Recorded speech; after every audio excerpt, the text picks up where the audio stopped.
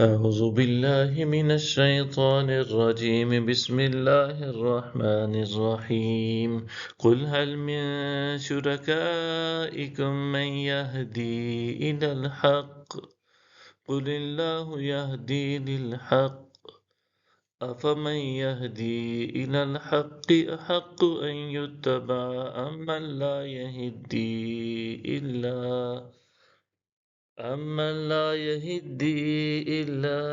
أن يهدى فما لكم كيف تحكمون۔ آپ فرمائیے کیا تمہارے شریکوں میں سے کوئی ایسا ہے جو حق کی طرف رہنمائی کر سکے؟ آپ فرما دیجئے کہ اللہ ہی حق کی ہدایت فرماتا ہے، تو کیا جو کوئی حق کی طرف ہدایت کرے وہ زیادہ حقدار ہے کہ اس کی فرما برداری کی جائے، یا وہ جو خود ہی راستہ نہیں پاتا مگر یہ کہ اسے راستہ دکھایا جائے؟ سو تمہیں کیا ہو گیا ہے، تم کیسے فیصلے کرتے ہو؟ وَمَا يَتَّبِعُ أَكْثَرُهُمْ إِلَّا ظَنًّا إِنَّ الظَّنَّ لَا يُغْنِي مِنَ الْحَقِّ شَيْئًا إِنَّ اللَّهَ عَلِيمٌ بِمَا يَفْعَلُونَ۔ ان میں سے اکثر لوگ صرف گمان کی پیروی کرتے ہیں، بے شک گمان حق سے معمولی سا بھی بے نیاز نہیں کر سکتا، یقیناً اللہ خوب جانتا ہے جو کچھ وہ کرتے ہیں۔ وَمَا كَانَ هَذَا الْقُرْآنُ أَن يُفْتَرَى مِن دُونِ اللَّهِ وَلَكِن تَصْدِيقَ الَّذِي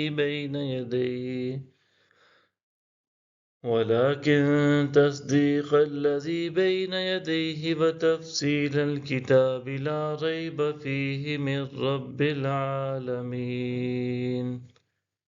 یہ قرآن ایسا نہیں ہے کہ اسے اللہ کے بغیر گھڑ لیا گیا ہو، لیکن یہ ان کتابوں کی تصدیق کرنے والا ہے جو اس سے پہلے نازل ہو چکی ہیں، اور جو کچھ لکھا ہے اس کی تفصیل ہے، اس میں ذرا بھی شک نہیں، یہ تمام جہانوں کے رب کی طرف سے ہے۔ ام یقولون افتراہ قل فأتوا بسورة مثله وادعوا من استطعتم من دون الله إن كنتم صادقین۔ کیا وہ کہتے ہیں کہ اسے رسول نے خود گھڑ لیا ہے؟ آپ فرما دیجئے پھر تم اس کی مثل کوئی ایک صورت لے آؤ، اللہ کے سوا جنہیں تم بلا سکتے ہو بلا لو اگر تم سچے ہو۔ صدق اللہ العظیم۔